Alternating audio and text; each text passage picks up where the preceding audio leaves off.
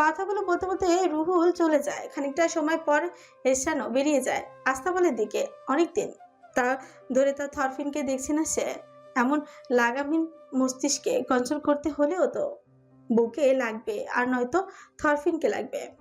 বিকেল গড়িয়ে সন্ধ্যা আবছা কালো চাদর ধরনীর বুকে নেমেছে। পশ্চিম আকাশের লাল নিশানাটাও মুছে যাওয়ার পথে। নদীর ছোট ছোট ডিঙি নৌকাগুলো যাত্রী ও মাল পারাপারে ব্যস্ত। দূর থেকে ভেসে আসছে মাঝির ভাটিয়ালি গান। প্রকৃতির কি রূপ! শহরে যে কেউ হঠাৎ করে এখানে আসলে ভেবেই বসবে সে হয়তো কিছু সময়ের জন্য টাইম ট্রাভেল করে 90 দশকে এসেছে। তীরে এসে একটি নৌকা থামে। আস্তে আস্তে যাত্রীরা যে যার মতো নামতে শুরু করে। প্রায় সব যাত্রী নামা শেষে, কিন্তু যাত্রীর মাঝে থাকা এক তরুণী এভাবে নৌকা থেকে লাফিয়ে নামার সাহস পাচ্ছে না। এক পা এগুলে পরক্ষণে যেন দুপা পিছিয়ে আসে সে। ওইদিকে মাঝি তাড়া দিয়ে বলে, কি আফামনি, নামেন, যাত্রী তোলার লাগবো না, নামেন নামেন, জলদি করেন। মাঝি তাড়া পেয়ে মেয়েচিও কিছুটা বিরক্ত হয়। খানিকটা অধৈর্য হয়ে বলে হচ্ছে নামছি তো চাচা।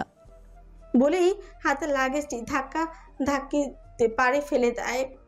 কিন্তু লাগেজটি ভারী হয়, শুকনো জায়গায় না পড়ে নদীর কিনারায় কাদায় পড়ে যায়। পেছন থেকে মাঝিটি হেসে বলে, আফামনি, আফামনি কি এখানে নতুন? শহরতে না আইসেন বুঝি, তার জন্যই সাহস কইরা নাম্বার পারছেন না। খারান, আমি আইতেছি, আপনারা নামাইয়া দিই। লোকটার কথা হিমির গায়ে লাগে। এই লোকটাকে তাকে শহরে বড় অবজ্ঞা করে কথা বলল, আবার হেল্পও করতে চায়। ধরুন, সে কারো হেল্প নেবেই না। সে একা একাই নামতে জানে, বাকি সবাই তো কি সুন্দর করে লাফ দিয়ে নামলো। এ আর কঠিন কি? না চাচা, ইটস ওকে, আমি নামতে পারবো। এই যে দেখুন নামছি। বলে কাঁধের পেজ ক্যারিয়ার ব্যাগটি একবার চেপে ধরে, কারণ সেখানে তার পোষা বিড়াল ইকরি আছে। প্রচুর কনফিডেন্সের সাথে লাফ দিতেই কাদার ভেতরে থাপ্পাস করে পড়ে যায়। যা দেখে নৌকার মাঝি সহ পাড়ে দাঁড়িয়ে থাকা যাত্রীরা হু হু করে হেসে ওঠে।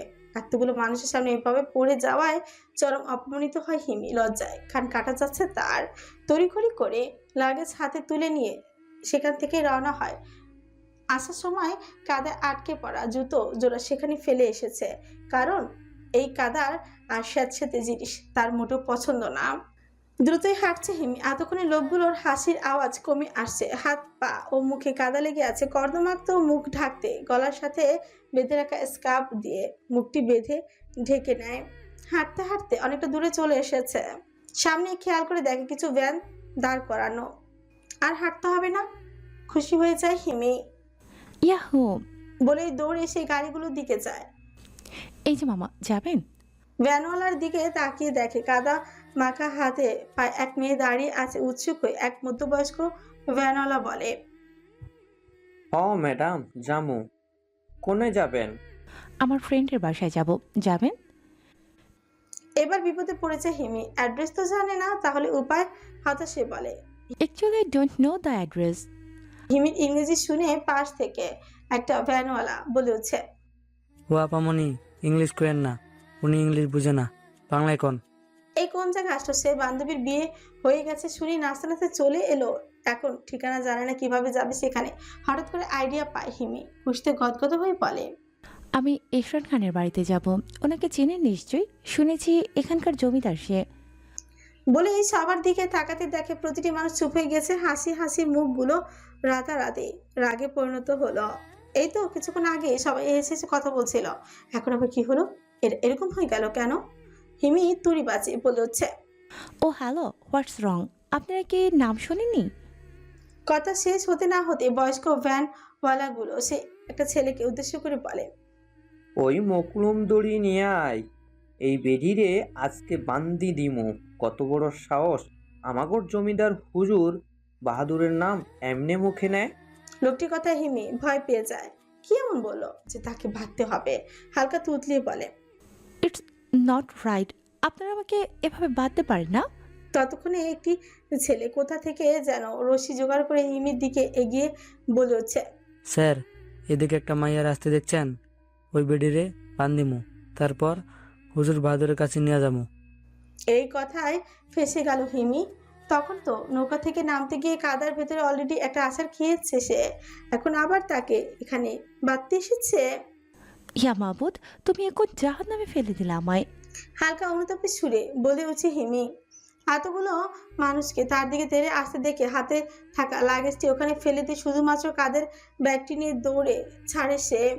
পেছনের দিকে তাকে দেখে লোকগুলো তেড়ে আসছে, বিড়বিড় করে বলে, কি মুসিবত, এদের হাতে পড়লে এরা সত্যি সত্যি আমাকে চ্যাংডোলা করে বেঁধে নিয়ে যাবে।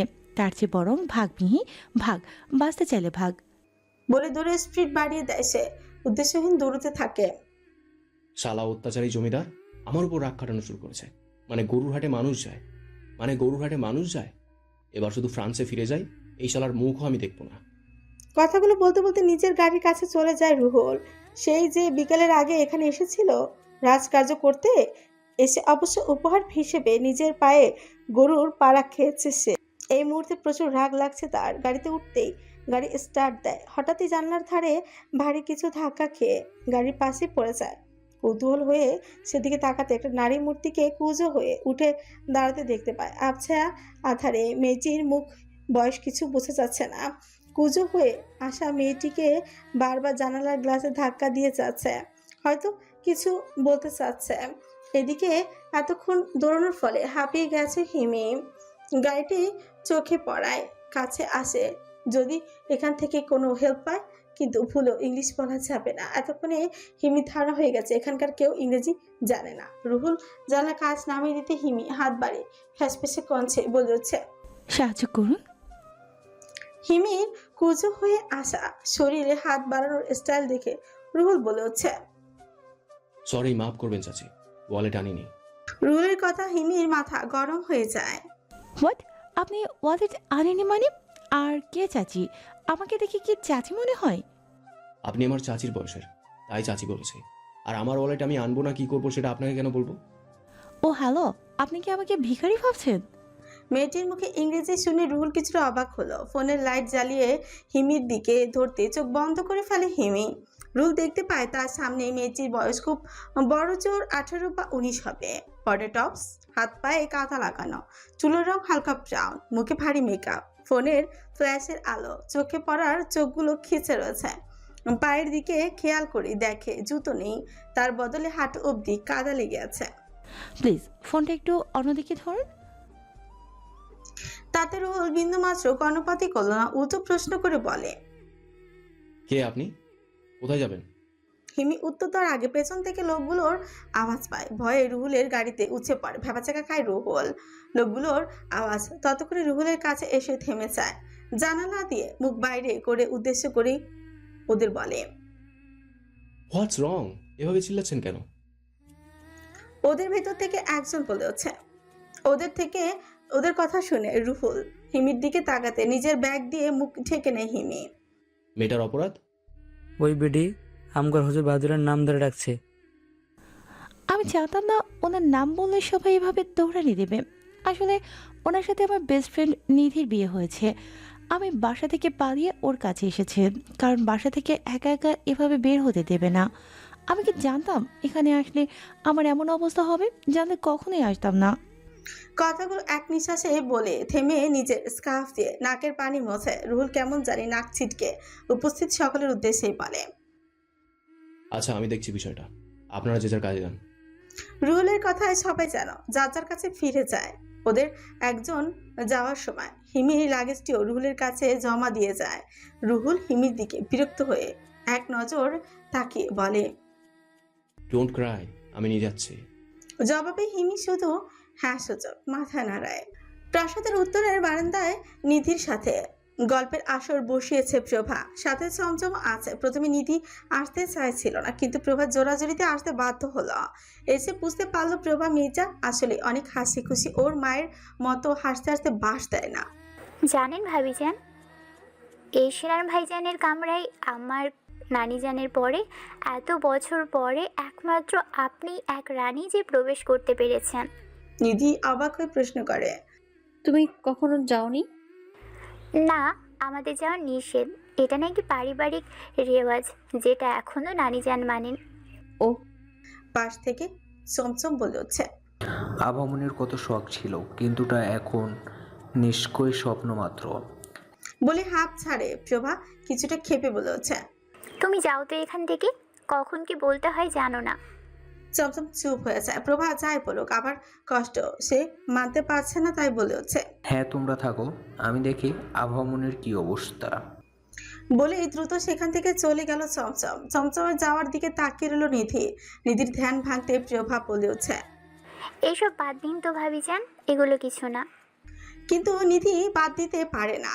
নিজের প্রতি কেমন একটা অপরাধবোধ কাজ করে। প্রভাকে বলে, আমি একটু আভা আপুকে দেখতে চাই, আমাকে নিয়ে যাবে সেখানে? নিধির হাত ধরে প্রভা বলতে থাকে। না ভাবিজান, এখন আপনার না যাওয়াই ভালো। তবে আপনি যদি আদেশ করেন তাহলে আমি নিয়ে যেতে বাধ্য।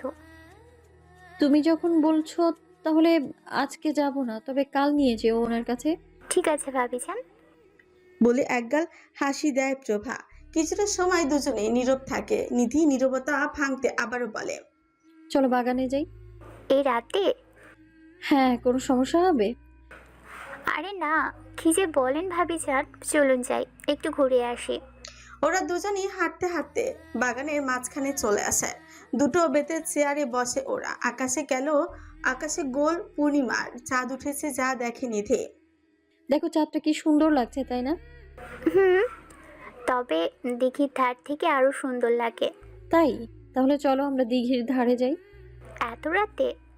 কই এত রাত? ভাইজান জানলে খুব রেগে যাবে ভাবি। আরে জানবে না, চলো প্লিজ। বলে প্রভার হাত ধরে টানতে টানতে থাকে নিধি। তবে প্রভা যেতে নারাজ। সে বলে, ভাবি বাইরে গার্ড আছে, কোবরা দেখলে যেতে দিবে না। এই কোবরাটা আবার কে? ভাইজানের সবচেয়ে কাছের বডিগার্ড, তবে উনি বাঙালি না, আফ্রিকান। আমি আর আপা ওনাকে মজা করে আফ্রিকান মাগুর বলে ডাকি। বলে দুজন হাসতে থাকে। হাসতে হাসতে নিধি বলে, সত্যি আর কোনো নাম পেলে না? শেষে কিনা আফ্রিকান মাগুর। হাসতে হাসতে ওরা একে অপরের গায়ে এর উপর ঢলে পড়ে যায়। নিধি আজকে নিজেকে ঠিক করে আবার বলে, চলো একটু ট্রাই করা যাক, দেখি বের হতে পারি কিনা। না ভাবি না, প্লিজ তুমি যেও না। ভাইজান জানলে তুল কালাম বাঁধিয়ে দিবে, আমি শিওর। আরে কিছু হবে না, আমি আছি তো। বলে প্রভার হাত ধরে টেনে নিয়ে যায় গেটের দিকে। নিধির চতুর চোখে বাইরের দিকে এই দেখে কয়েকটা গার্ড হাতে অস্ত্র ধরে শক্ত হাতে দাঁড়িয়ে আছে। ওদেরকে এভাবে উকি দিতে দেখে একজন এসে নিধিকে বলে, আসসালামু আলাইকুম। আপনার কি কোনো প্রয়োজন আছে? সাহায্য লাগলে বলুন। নিধি খেয়াল করে দেখে লোকটি মাথা নিচু করে মাটির দিকে তাকিয়ে কথা বলছে। আমার দিকে তাকাতে কি সমস্যা? কোনো সমস্যা নেই, আপনি বলুন। পাশ থেকে প্রভা বলে ওঠে। লোকটি আমরা একটু বাইরে যাব। আবারও বলে ওঠে, সম্ভব না, তবে আপনি একা গেলে যেতে পারেন। উনি যেতে পারবেন না, নিষেধ আছে। আমি যেতে পারবো না মানে? খেপে যায় নিধি। কে নিষেধ করেছে? হ্যাঁ, হুজুর বাহাদুর নিষেধ করেছেন। হতাশ হয়ে যায় নিধি। এই লোকটা অনুপস্থিত থেকেও তার উপর কর্তৃত্ব খাটাতে ভুলেনি। নিকুচি করি এই লোকের আদেশে নিধি হেসে বলে, ও আচ্ছা, উনি তো আমাকে যেতে বলেছেন। প্রচুর কনফিডেন্সের সাথে কথাটি বলে। অবাক হয়ে যায় প্রভা। ফিসফিসিয়ে বলে, আপনাকে কখন ভাইজান যেতে বললো? চুপ করো, এত কথা বলো না। নিধির কথা শুনে গার্ডটি অবাক হয়ে বলে, এটা কি করে সম্ভব? তাহলে কি আপনি আমার উপর সন্দেহ করছেন? আমি কি মিথ্যে বলছি? জোরালোক ভাবে কথাটি বলে নিধি। নিধি এমন ভারী কণ্ঠে লোকটি ভয় পেয়ে যায়। থতমত খেয়ে বলে, না না, আমি তো শুধু আমার ডিউটি পালন করছিলাম, ক্ষমা করবেন। বলেই ওদের পথ ছেড়ে দেয়। এই সুযোগে তারাও দ্রুত বের হয়ে আসে। দিঘির ধারে ওরা দুজনই হাঁটতে থাকে। কি সুন্দর নির্মল আবহাওয়া। চাঁদের আলোয় চারপাশে রূপলি হয়ে ঝলকে উঠেছে। আপন মনে হাঁটতে হাঁটতে দিঘির ঘাটে বসে পানিতে পা ভেজায়। গল্প করতে করতে একসময় দুজনে নিজেদের মধ্যে ভালো সম্পর্ক তৈরি করে ফেলে। কারণ ওরা দুজনেই মন খুলে, দুজনেই কথার মানুষ। পেলেই নিজেদের পেটের সব কথাই বলে ফেলে। কথা বলতে বলতে এক পর্যায়ে প্রভা বলতে শুরু করে, জানেন ভাবি, আজকে নাকি আপনার মা এসেছিল, সাথে আপনার মামারাও। শুনলাম ভাইজানের সাথে নাকি ওনারা তর্কে জড়িয়েছিল। পরে আপনার বড় মামাকে ভাইজান চাবুক পেটা করেছে। উনি নাকি মার খেয়ে মাটিতে গড়াগড়ি করছিলেন। দেখে নাকি মনে হয়েছিল কেঁচোকে পিঁপড়া ধরছে, যেমন গড়াগড়ি করে তেমন করে গড়াগড়ি করেছে। বলে আপন মনে হাসতে থাকে প্রভা। কথাটা শুনে নিধির পা দোলানো বন্ধ হয়ে যায়। মা এসেছিল অথচ সে জানে না। এটা কি করে হয়? কৌতূহল হয়ে প্রশ্ন করে। কখন এসেছিল? কখন এসেছিল আপনি জানেন না? না তো। অবাক হয়ে যায় প্রভা, মুহূর্তেই ভয় পেয়ে যায়। হাসতে হাসতে সে কি বলে দিল। ভাবিজান, আপনাকে যে এইসব আমি জানিয়েছি, প্লিজ ভাইজানকে বলবেন না। আমি জানতাম না যে আপনি এটা জানেন না। রাগ হয় নিধি প্রভার উপরে না, ঈশ্বরের উপরে। প্রচন্ড রাগ দমিয়ে শান্ত কণ্ঠে প্রাসাদে চলো। বলেই প্রভাকে রেখে সেখান থেকে দ্রুত পায়ে হাঁটা ধরে। নিজের মা এই প্রথম তার শ্বশুরবাড়িতে এসেছে, অথচ জমিদার কিনা এভাবে অপমান করে তাড়িয়ে দিল। সে যতই বলুক বিয়ে মানে না, কিন্তু দিন শেষে তো বিয়েটা সত্যি। কিন্তু এমন একটা মানুষের সাথে তার কপাল জুড়ে গেল যে কিনা সম্পর্কের মূল্যটুকু দিতে জানে না। হাঁটার গতি এত বেশি ছিল যে প্রভাকে দূরে ফেলে এসেছে। এদিকে রাতের বেলা পথ ভুলে গেছে সে। তাকিয়ে দেখে সামনে ঘন বাগান। অন্য কোনো সময় হলে নিধি নিশ্চয়ই ভয় পেত, কিন্তু এখন ভয় জিনিসটা তার মাথার ভেতরে নেই। হন হন করে হাঁটতে থাকে, জানে না কই যাচ্ছে, শুধু জানে তার মাকে অপমান করা হয়েছে। হঠাৎই হাতে কারো বলিষ্ঠ টান পেয়ে নিজের পথ থেকে সরে আসে। টানের উৎস খুঁজতে সেদিকে তাকিয়ে দেখে আবছা কালো একটা লম্বা অবয়ব। পুরুষ হলে অবয়ব তার হাত জুড়ে চেপে ধরেছে, নিজের কাছে টানছে। ভয় চিৎকার দিতে যায় নিধি, কিন্তু তার আগে লোকটি নিধি মুখ চেপে ধরে বলে, চুপ, আমি সাদমান, ভয় পেও না। সদমানের কথা শুনে নিধি কিছুটা শান্ত হয়, মুখে থেকে হাত সরিয়ে বলে, আপনি এইখানে? আপনাদের না চলে যাওয়ার কথা? আমি যাইনি নিধি, তোমাকে ছেড়ে যেতে পারিনি। মানে? দৌড়ে আসা গলায় সাদমান আবারও বলতে শুরু করে, I have fallen in love with you. I can't live without you. I love you, Nidhi. I really love you. কথাগুলো শুনে সাদমানের কাছ থেকে একটু দূরে সরে আসে Nidhi. How is this possible? I am married. I know you are married, but তুমি স্বেচ্ছায় তো বিয়েটা করনি, আমি তা জানি। তুমি বিবাহিত হলেও আমার কোনো সমস্যা নেই। চলো আমরা এখান থেকে পালিয়ে যাই, তোমাকে ইরশানের থেকেও বেশি ভালোবাসবো। চলো প্লিজ লক্ষ্মীটি। বলেই নিধির হাত ধরে টেনে নিয়ে যেতে ধরে। নিধি কিছু বলার আগেই হঠাৎ করে একটা বিশাল দেহি কালো অবয়ব সাদমানের কলার ধরে পাশেই গাছের সাথে চেপে ধরে। নিধি কিছু বুঝে ওঠার আগে পাশ থেকে এরশান এসে কাঁধেই তুলে নেয়। যখন সে বুঝতে পারে ততক্ষণে এরশান ওকে নিয়ে প্রাসাদের দিকে চুপচাপ হাঁটতে থাকে। প্লিজ ছাড়ুন। বলে পিছে কিল মারতে থাকে, তবে সে দিকে এরশানের কোনো ভ্রুক্ষেপই নেই। নিজের কামরায় এসে ধাপাস করে দরজা আটকিয়ে দেয় সে। সোজা চলে যায় বাথরুমের বাথটবে ফেলে দেয় নিধি। এতে নিধির কোমরে ব্যথাও পায়। কোনো জবাব দেয় না এরশান, শুধু রাগে নিঃশ্বাসের শব্দটিও শুনতে পায় নিধি। যে হাতটি সাদমান ধরেছিল সেই হাতটি শক্ত করে ধরে জোরে জোরে শাওয়ার জেল দিয়ে ধুতে থাকে। ফলে হাতে প্রচন্ড ব্যথা পায় নিধি, কেঁদে উঠে। কি শুরু করেছেন বলুন তো? ছাড়ুন, ব্যথা পাচ্ছি আমি, হাত ছাড়ুন। নিধি গলা চেপে ধরে এরশান, বলতে শুরু করে, ওই বাচ্চাটা যখন হাত ধরেছিল তখন খুব ভালো লেগেছিল, তাই না? মানে কি? মানে খুব এনজয় করছিলে? নিজের স্বামী রেখে অন্য পরপুরুষের সাথে রাতের বেলায় পালিয়ে যেতে চাস? লজ্জা করো না? কি বলছেন কি এগুলো? মাথা ঠিক আছে আপনার? এতক্ষণ ঠিক ছিল না, তাই তোর কথা মতো সবকিছুই ছাই দিয়েছে। এখন ঠিক আছে, দেখ আমি কি করি। বলেই হাতে চামড়ায় খামচাতে লাগলো। ফলে চামড়া কেটে যায়, ছোপ ছোপ রক্ত ভেসে উঠে আসে পাগলের মতন। আশেপাশে তাকে ডেটলের বোতল দেখতে পায়।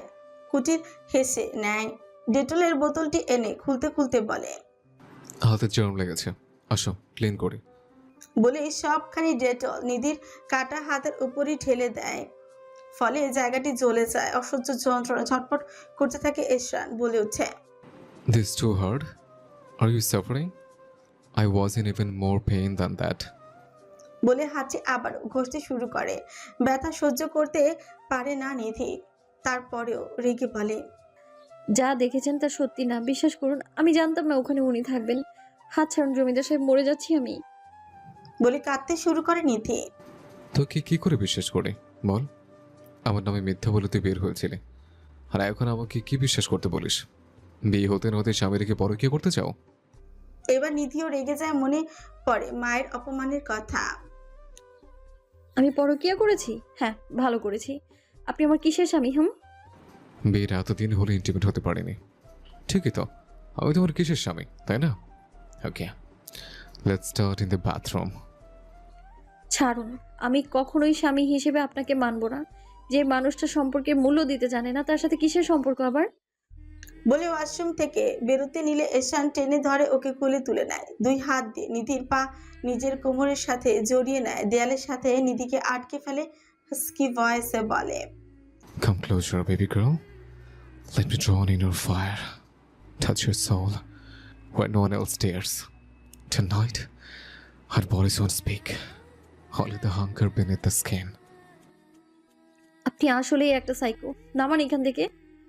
এশান আরো চাইজ করে নিজের সাথে চেপে ধরে নিধিকে, কপালের সাথে কপাল ঘেঁষে বলে, Do you remember the day we first met?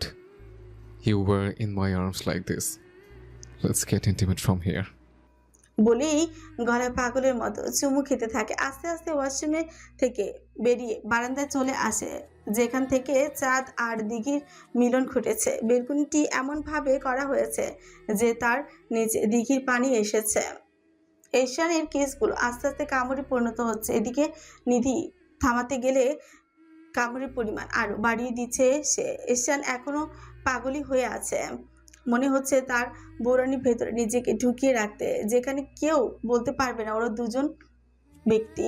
নিধিকে বাইরের রেলিংয়ে বসিয়ে দেয়, নিজের পরনের টি শার্ট খুলতে খুলতে বলে, এখানে করে ফেলে যান। চলো, তোমার জামা খুলে ফেলো। না থাক, আমি খুলি। বলে নিধি জামা ধরতে আসলে নিধি পেছনে থাকে, পেছনের দিকে তাকে দেখে নিচে পানি এত উঁচু থেকে। এরকম দেখে ভয় পেয়ে যায়, থতমত খেয়ে বলে উঠছে, এখান থেকে নামান, পড়ে যাব আমি। পড়বে না যান। বলে নিধির ওড়না দিয়ে ওর হাত দুটো বেঁধে দেয়। না, পড়ে যাব, প্লিজ নামান। বলে ভয়ে চিৎকার করতে থাকে নিধি। ট্রাস্ট মি যান, পড়বে না। তোমার নষ্ট জমিদার আছে তো? আমি আপনাকে কখনোই বিশ্বাস করি না। শুনুন, আমি নামবো, হাত খুলে দিন আমার। কি? বৌরানী তাকে বিশ্বাস করে না? কেন করে না? কিসের জন্য করে না? উত্তর পায় না সে। মাথায় যেন একটা কথাই কিলবিল করে উঠল, আমি আপনাকে বিশ্বাস করি না। কথাটা মাথায় গেঁথে যায়। নিধির গলা ধরে রেলিংয়ের বাইরে শূন্যের দিকে নিয়ে যায়, যেখান কোমর থেকে পা পর্যন্ত অংশটুকু বারান্দাতেই থাকলেও বাকিটুকু রেলিংয়ের বাইরে শূন্যে ভাসমান। দাঁতে দাঁত পিষে বলে উঠছে, Listen, sweetheart. Rule number 1. You have to trust me. যার প্রতি উত্তরে নিধি বলে, I will never trust you. এবার যেন এশানের মুখে ভয়ঙ্কর হাসি ঢেউ খেলে যায়। ছোটের ফাঁকে সুচালো ক্যানাইন দাঁতগুলোর এক ঝলক দেখতে পায় নিধি। এশান বলে উঠছে, That's your choice. But without me, there is no way open for you. নিধি হালকা কটাক্ষ করে হেসে ফেলে, যেটা এশানের রাগকে আরো বাড়িয়ে দেয়। এবার বলে উঠছে, আসলে আমাকে বিশ্বাস না করে উপায় নেই। বললাম না, আই ডোন্ট কেয়ার। ছাড়ুন আমায়। ওকে ছেড়ে দিলাম। বলে নিধির গলা ছেড়ে দেয়। এদিকে অর্ধেক শরীর রেলিংয়ের বাইরে থাকায় শরীরের বাকি অংশ সেই ভার সামলাতেই পারে না, ফলে বারান্দা থেকে শূন্যে পড়ে যেতে থাকে নিচেই পানি। এই তো আর কয়েক সেকেন্ড, তারপরে দিঘির জলে মিশে যাবে তা নিধির শরীর।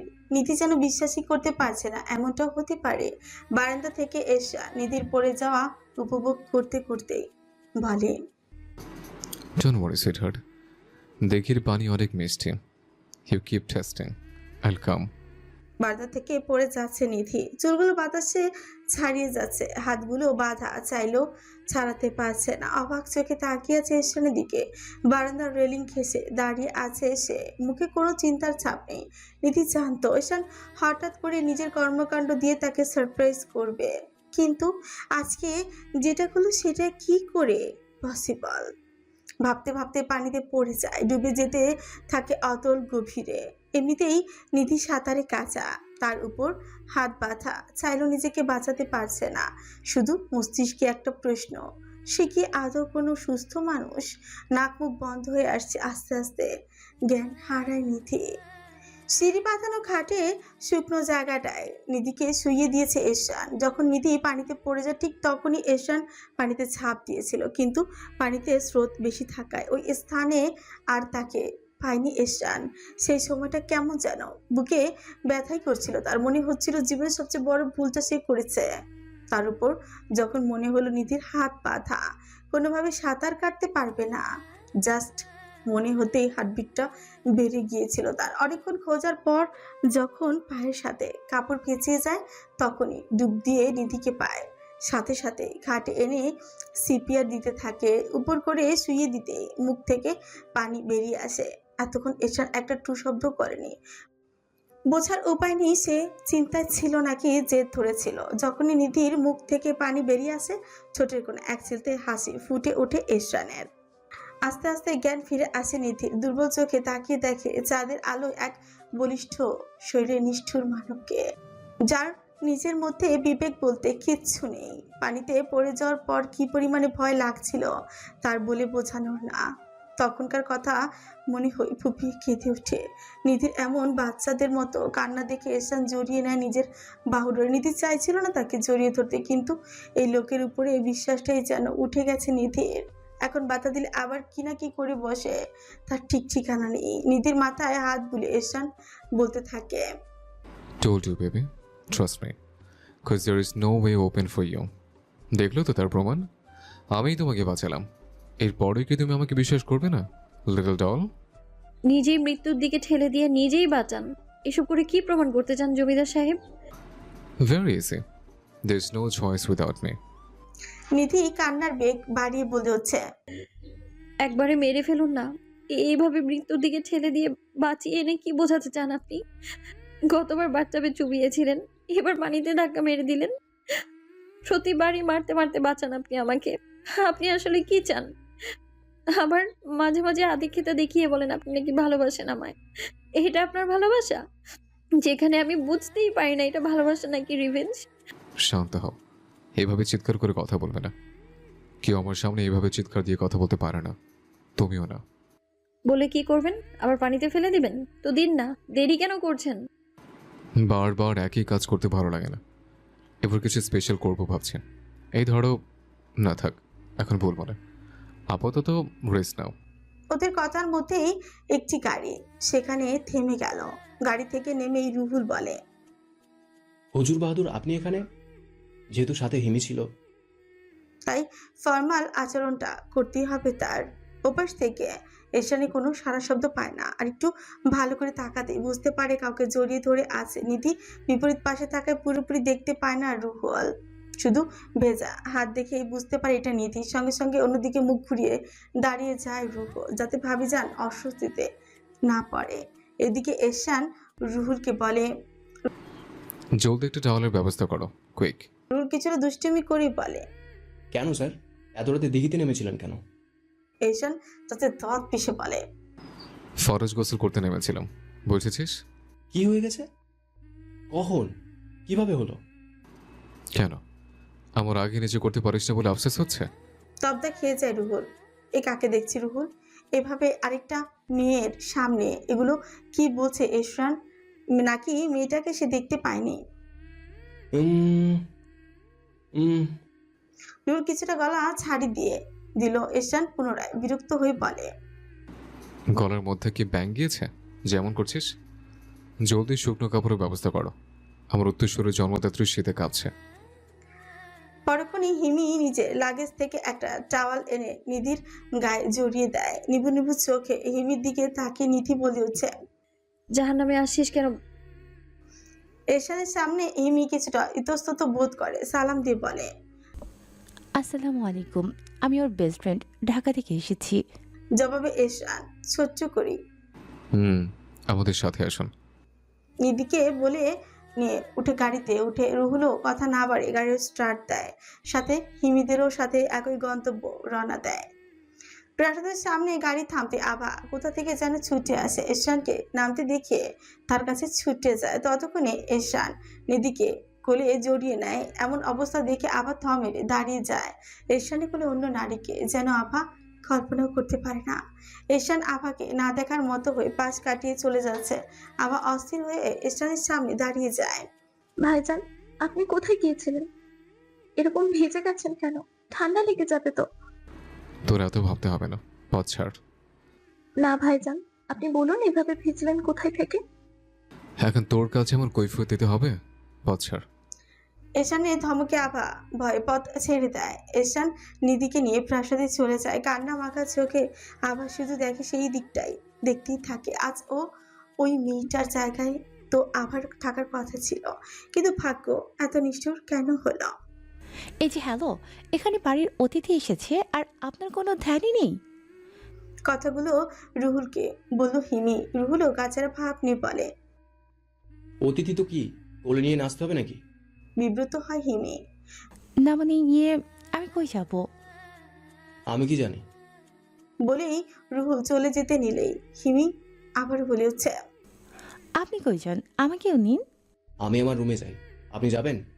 ছি, কী সব বলেন এগুলো? রুহুল শোচালো দৃষ্টি নিয়ে বলে। রুহুলের কল বাজতেই একটা কিছুটা দূরে গিয়ে কথা বলতে শুরু করে। এদিকে হিমি যেন মহা বিপদে পড়ে গেল। যার ভরসা এখানে এসেছে, মানে তার প্রাণপ্রিয় বান্ধবী, সে নিজেই তার সাথে নেই। প্রথমেই তো শুনেছিল ওকে জোর করে বিয়ে করা হয়েছে, আর এখন এখানে এসে শুনছে এই রাতের বেলায় ফরজ গোসল করতে গিয়েছে, তাও আবার দিঘিতে। How romantic! আরো কিছু ভাবতে হিমি লজ্জায় লাল হতেই লাগলো। অজান্তে নিজের মাথায় হালকা থাপ্পড় লাগিয়ে বলে, যা, কী সব খারাপ কথা ভাবছিস? বেয়াদব মেয়ে, ওরা তোর বান্ধবী আর দুলাভাই হয়, এগুলো ভাবিস না, আল্লাহ পাপ দেবেন। বলি হাসতে থাকে। কি বেআইন, পাগল হয়ে গেলেন নাকি? আবার লজ্জায় লাল নীল হচ্ছেন কেন? আমার সাথে যাওয়ার কথা শুনে লজ্জা লাগছে বুঝি? রুহুলের কথায় হিমি ঝটকা খায়। এইসব কি বলে? এভাবে হাঁ করে কি দেখছেন? চলুন যাই। কই যাব আমি? আস্তাগফিরুল্লাহ, এগুলো কি বলেন? আমি আপনাকে ভালো ভেবেছিলাম রুহুল সাহেব, কিন্তু আপনি এভাবে আমার সুযোগের সদ্ব্যবহার করবেন ভাবতেও পারিনি। আজ একা একটা মেয়ে বলে রমি নিয়ে যাওয়ার কথা বলছেন। ছি!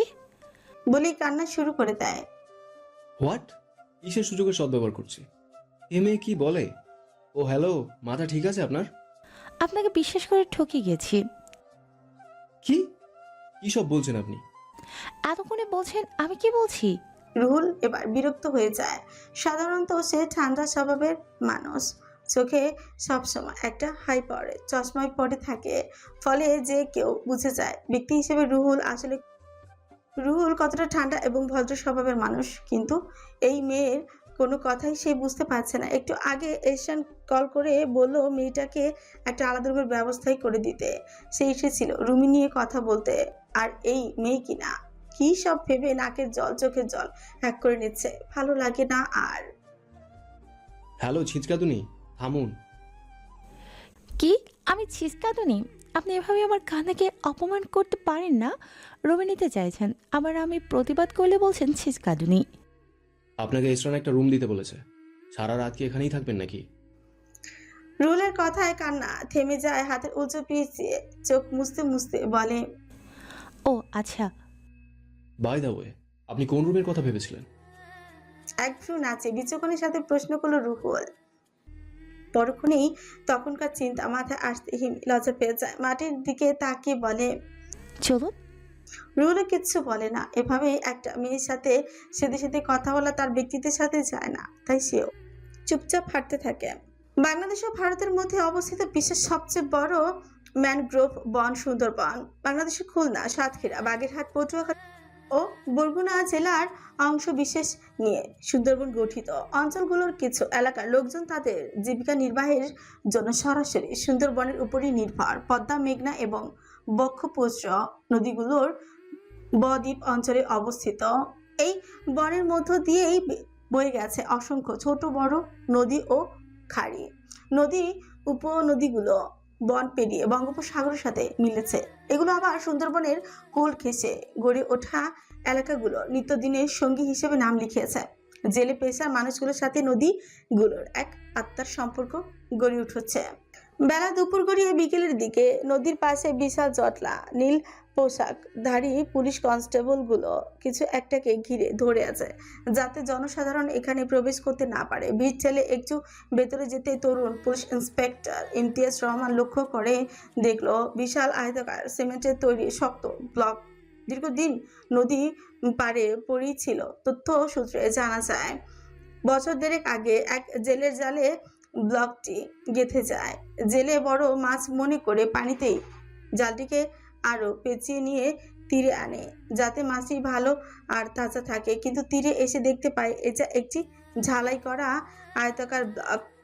পরে রেগে মেগে সেটি তীরেই রেখে যায়, কিন্তু গ্রামের মহিলারা এটিকে কাপড় ধোয়ার পিঁড়ি হিসেবে ব্যবহার করতে থাকে। দীর্ঘদিনের ব্যবহারের ফলে আস্তে আস্তে সেটি ক্ষয়ে যায়। আজ সকালে একজন কাপড় কাচতে যেয়ে হঠাৎই সেই ব্লকটির ক্ষয়ে যাওয়া অংশের সাথে কাপড় আটকে ছিঁড়ে যায়। মহিলাটি রেগে ব্লকের ভেতর সেই বস্তুটি গভীর মনোযোগ দিয়ে দেখে বের করার চেষ্টা করলে আস্তে আস্তে সেটার ভেতর থেকে হাতের কঙ্কাল বেরিয়ে আসে। প্রথমেই জিনিসটি বুঝতে না পারলেও পরে যখন বুঝতে পারে তখন এক চিৎকার দিয়ে সেখান থেকে দৌড়ে চলে যেতে অজ্ঞান হয়ে পড়ে যায়। তারপর থেকে এলাকার সবার মনের ভেতর আতঙ্ক ছড়িয়ে গেছে, কারণ এলাকার যে এরকম ব্লক একটাই ছিল তা না। যেসব জেলে এগুলো পেত তারা বাড়িতেই আনতো, নিজেদের বিভিন্ন কাজে ব্যবহার করত, কারণ তারা এতদিন ভেবেছিল নদীর ভাঙন প্রতিরোধের জন্য হয়তো এগুলো ব্যবহার করা হতো। কিন্তু আজ যখন জানতে পারলো এরকম ব্লকের ভেতরে মরা কঙ্কাল পাওয়া গেছে, তারপর থেকে সবাই ভয় আছে। ইমতিয়াজ এসে ব্লকটিকে ফরেন্সিক বিভাগে পাঠিয়ে দেয়। সেই সাথে এলাকায় আরও যে কটি ব্লক আছে সেগুলি খুঁজে বের করে ফরেন্সিক বিভাগে পাঠাতে বলে। হাঁচি দিতে দিতেই নিধির নাক মুখ লাল হয়ে গেছে। কাল রাতে পানিতে পড়ে যাওয়ার ফলে আজ এই অবস্থা। রুমে আর শুয়ে থাকার মতো ইচ্ছে নেই, তারপরেও বের হতে পারেনি। ওই নষ্ট জমিদার নিজেও এতক্ষণ ঘুমিয়েছিল আর তাকেও শুয়ে থাকতে হয়েছে। আজব কাহিনী নিধি কোনো জন্মেও শোনেনি। একটা মানুষ রাতে ঘুমোতে পারে না, এটা কোন ধরনের কাহিনী ভাই? সারা রাত কি করে আল্লাহই জানে, ভোরের দিকে ঘুমায়। তো তুই একা ঘুমা, আমাকেও টানিস কেন বেয়াদব লোক? ওহ, এতক্ষণ শুয়ে থাকতে থাকতে পিঠ ব্যথা হয়ে গেছে আমার, বজ্জাত লোক একটা। কথাগুলো একা একা বলতে বলতে রুমের বাইরে চলে আসে নিধি। উদ্দেশ্য হিমির কাছে যাওয়া। এখানে কোথায় হিমি থাকে সে তো তা জানেই না। এত বড় প্রাসাদে কোথায় যাবে সে তাও বুঝতে পারছে না। অবশ্যই মাথা চুলকে এদিক ওইদিক করে ডান দিকে রাস্তায় ধরলো। হাঁটতে হাঁটতে যদিও প্রভাকে দেখতে পায় তাহলে ভালো হবে। বিস্মিত চোখ জোড়া যেন প্রাসাদের দেয়ালের দিকে তাকিয়ে হাঁটছে। এত সুন্দর কারুকাজ সে কখনো দেখেনি, তবে এবার সুযোগ পেয়েছে। সেটা আবার যেন তারা সুযোগ না, ডিরেক্ট জমিদারের বউরানী। সে যেই প্রাসাদে চুপি চুপি আসার জন্য কি পরিমাণ অপমানিত হয়েছে সে, আজ সেই কিনা এখানের বউরানী। ভাবতে মুচকি মুচকি হাসে সে। হঠাৎই নিজেকে বলে বসে, কাহিনী কি নিধি? এই না বিয়ে মানিস না, আবার এখন বউরানী হয়েছিস? বলে মুচকি মুচকি হাসি দিচ্ছিস? একটু তো লজ্জা পা বোন। কি ভাবিজান, এত মিটমিট করে হাসছেন কেন? এবার হঠাৎ আগুনে নিধি ভয় পেয়ে যায়, বুকে থুতু দেয়। যা বাবা, ভয় পাওয়ার কি হলো? আমি কি ভূত নাকি? আরে যাও, আমি সত্যি সত্যি ভয় পেয়েছি। দেখে ভয় বলে। হেসে উঠছে প্রভা, আবারও বলে, তা কোথায় যাওয়া হয়েছে? ভাইজানকে খুঁজছেন বুঝি? আরে না। বুঝি এতক্ষণ একসাথে ছিলেন তাও মন ভরেনি, আবার খুঁজতে বের হয়েছেন? ধুর, কি যে বলো না, আমি তো আমার ফ্রেন্ড হিমিকে খুঁজছি। ওকে দেখেছো? ওহ, হিমি, সে তো আমার কামরাই। কাল রাতে রুহুল ভাই ওকে আমার কাছে দিয়ে গেছে। সত্যিই ও খুব ফানি। কাল অনেকটা সময় গল্প করেছি আমরা। বাবা, বড্ড মিশুক তো তুমি। তাহলে চলো আবার একটু আড্ডা দেওয়া যাক। হ্যাঁ ভাবি, চলেন, আপনাকে কামরা দেখিয়ে দিচ্ছি। আপনি একটু কষ্ট করে যান, আমি কিচেন থেকে কফি বানিয়ে আনছি। হ্যাঁ যাও, তবে আমার কফিতে চিনি বেশি দিও। আমি কফিতে তো টেস্ট নিতে পারি না। ঠিক আছে ভাবি, আপনি এই ডান দিকে যেয়ে আবার বাম দিকের রাস্তাটা ধরুন। শেষের কামরাটা আমার, তার আগেরটা আভাপুর। ভুলেও ওখানে যাবেন না। ঠিক আছে, তুমি যাও, আমি হিমির কাছে যাচ্ছি। প্রভা ও বিদায় নিয়ে চলে গেল কফি বানাতে। কিরে, এখানে কি মরতে এসেছিস? ধাপাস করে দরজা খুলেই হিমির কথাগুলো উদ্দেশ্যে বলল নিধি। হিমি তখন প্রিয় বিড়াল ইকরিকে নিয়ে খেলছিল। নিধির কথা শুনে বেড থেকে তেড়ে এসে 2 হাত কোমরে রেখেই বলে, জানোয়ারের জাত, তুই একা একা বিয়ে করলি কোন সাহসে? আবার কইলি তো কইলি এমন একটা রাজ পরিবারে আমি কি মরছিলাম, আমাকে কেন জানালি না? এমন করে কথা বলছিস যে আমি মনে হয় ইচ্ছে করে বিয়ে করেছি। ইচ্ছে না তো কি? প্রাচী আপুকে বলছিস তুই আমার বাসায়, আর এদিকে নাগরের সাথে বিয়ে করে ফেলছ। ওয়াও! তুই যা ভাবছিস তা না হিমু। হ্যাঁ, আসলেই তা না। আমি তো ভেবেছিলাম তুই এখন ঠিকঠাক আছিস, কিন্তু এসে দেখি ও মা, মাইয়া দিঘিতে ফরজ গোসল করতেছে। মানে উত্তেজনা কোন লেভেলে চলে গেলে মানুষ রাতের বেলা এমনি গোসল করে ভাই? হোয়াট? ফরজ গোসল? আস্তাগফিরুল্লাহ, আমি এখনো ওসব করিনি কিছুই। বিশ্বাস কর হিমু। চুপ কর, নাটক কম কর। বলে মুখ ঘুরিয়ে নেয় হিমি। ততক্ষণ ইকরি এসে নিধির পায়ের কাছে গড়াগড়ি করতে শুরু করে। নিধি ওকে কোলে তুলে নিয়ে আদর করতে করতে বলে, আমার বাচ্চাটার কি যত্ন নিস? না খেয়ে খেয়ে কি অবস্থা হয়ে গেছে, খেতে দিস না নাকি? হিমি মুখ বাঁকিয়ে বলে, মায়ের যে মাসের দরদ বেশি। এই, তুই ওকে কোল থেকে নামা। তোর মতো বিয়েটা পেটের কোলে আমার ইকরি গেলে ওরও বিয়ের চুলকানি শুরু হবে। নামা, নামা বলছি, এক্ষুনি নামা। 1 সেকেন্ডও সময় দিব না। নিধি বুঝতে পারে হিমি অনেক রেগে আছে। ইকরিকে নামিয়ে দিয়ে হিমিকে জড়িয়ে ধরে। প্রথমে হিমি নিজেকে ছাড়াতে চাইলেও নিধি আরো জোরে চেপেই ধরে কেঁদে দেয়। অবাক হয়ে যায় হিমি। কিরে, কাঁদিস কেন? কি হয়েছে আমাকে বল, আমি আছি তো। প্রিয় বান্ধবীর এমন মায়া মাখা কথা শুনে নিধি আর নিজেকে ধরে রাখতে পারে না, শব্দ করে কেঁদে ওঠে। হিমিও বাধা দেয় না, জানে এখন ওকে কিছু বললে উত্তর দিবে না। কাদা শেষে ঠিকই নিজে নিজে সব বলে দিবে। কিছুক্ষণ পরেই হিমিকে ছেড়ে দেয়। বিছানায় বসে নিজের চোখের পানি মুছতে মুছতে বলে, বিয়েটা আমি ইচ্ছে করে করিনি হিমু। ছি। কিছুটা থেমে আবারও বলতে শুরু করে। তারপর আস্তে আস্তে সব ঘটনা বলে যা শুনে হিমির মাথায় হাত। তার মানে বলছিস তোর নানুদের সাথে দুলাভাইদের পুরনো শত্রুতা, তার জন্য তোকে উনি বিয়ে করেছেন। স্ট্রেঞ্জ। আচ্ছা, তোর কি এখনো ওসব করিসনি? কি বলিস? মুখ ছিটকিয়ে ওঠে নিধি। তুই কি চাচ্ছিস সেটা বল। আমি এখান থেকে পালাতে চাই। চল এখান থেকে পালাই।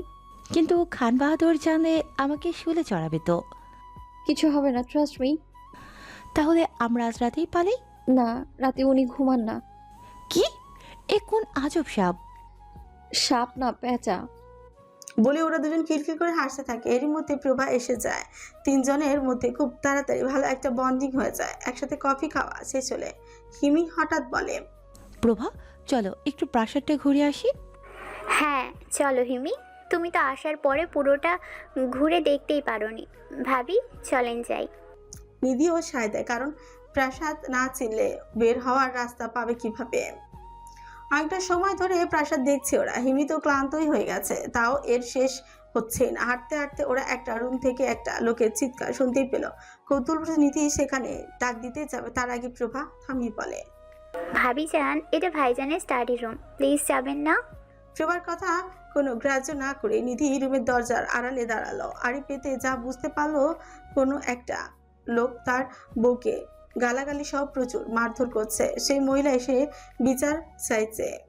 স্টাডি রুমে টেবিলের ওপর এশান পা দুলিয়ে বসেছে, 2 হাত বগল দাবা করে গম্ভীর মুখে লোকটি মহিলাটির কথা শুনছে। মুখের এক্সপ্রেশনে বোঝা যাচ্ছে না তার মনে কি চলছে। নিধি আর একটু খেয়াল করে দেখে সেখানে ঘোষবাবু আর সাথে একজন মাঝবয়সী একটা লোকও আছে, হয়তো অন্য কোনো কাজে এসেছে। এশানের কাছ থেকে কিছুটা দূরে রুহুল দাঁড়িয়ে আছে, আর এশানের সামনে দাঁড়িয়ে আছে সেই দম্পতি। এক সময় মহিলাটি কাঁদতে কাঁদতেই বলে, হুজুর বাহাদুর, ও আমাকে প্রতিদিনই মারে। যেদিন রাইতে নেশা পানি করে সেই রাইতে তো মারতে মারতে আধমরা করে ফেলায়। কোলে ছোট সাওয়াল আমার, ভাত রাঁধতে দেরি হইলে অকথ্য ভাষায় গালাগালি করে। এশান গভীর মনোযোগ দিয়ে সবটা শোন, তারপর সরাসরি মহিলাটির স্বামীর দিকে তাকিয়ে প্রশ্ন করে, উনি যা বলছেন সেটা কি ঠিক? রান্না করতে দেরি হলে এমনটা করেন আপনি? এশানের মুখে এমন আপনি কথা শুনে লোকটি একটু সাহসী পেল, তাই সাহস করে লোকটি বলে, হুজুর, মহিলা মানুষের কাম হয় স্বামীর খেদমত করা। এ ভাতারের ভাত রাঁধতে দেরি করে তাই তো মারি। আমার তো কোনো দোষ নেই। লোকটির কথাতে এশরান বিশ্রীভাবে চেতে ওঠে। লোকটিকে কাছে ডেকে সেই কাছে যেতেই এশরান গলা চেপে ধরে বলে, বাস্টার্ড, ভাতার কোন ওয়ার্ড রে? তোর সাহস কি করে হলো স্বামী শব্দের জায়গায় এই ধরনের লেম ওয়ার্ড বলিস, তারপর আমার সামনে? লোকটি গলা ছাড়ানোর চেষ্টায়, কিন্তু কিছুতেই এই দানবীয় শক্তির সাথে পেরে উঠতে পারছে না সে। চোখ মুখ লাল হয়ে যায় তার। এশরান রুহুলের দিকে তাকিয়েই বলে উঠছে, হে রাস্কেলটাকে এখনই গাছের সাথে উল্টো করে ঝুলিয়ে চাবুক পেটা কর। এমন জায়গায় ঝোলাবি যাতে সবার চোখে পড়ে। একে দেখে যেন বাকি সবাই শিক্ষা পায়। আমি সব মানতে পারলেও বউকে অকথ্য ভাষায় গালাগাল করে মানতে পারি না, এর কোনো মাফ নেই। লোকটির এই অবস্থা দেখে তার বউ ভয়ে এশরানের পায়ের কাছে লুটিয়ে পড়ে কাঁদতে কাঁদতে বলে, হুজুর, এবারের মতো ওনাকে ছেড়ে দিন, এভাবে মারলে উনি মরে যাবে। চোখ খিচে ওঠে এশরানের। মহিলাটির দিকে তাকে হুঙ্কার ছেড়ে আঙুল ঝাঁকিয়ে বলতে শুরু করে, বিচার চেয়েছেন, আমি বিচার করছি। এখন মত বদলানোর কোনো সুযোগ নেই। ফাজলামো করতে আসছেন না? আমি যেটা বলেছি সেটাই হবে। হ্যাঁ, তুই যখন দরদ বিচার চাওয়ার আগে মনে ছিল না? আমার রায় আমি দিয়েছি, এর উপর একটা কথা হবে না, কারণ আমি বউয়ের সাথে গালাগাল কখনোই সহ্য করতে পারবো না।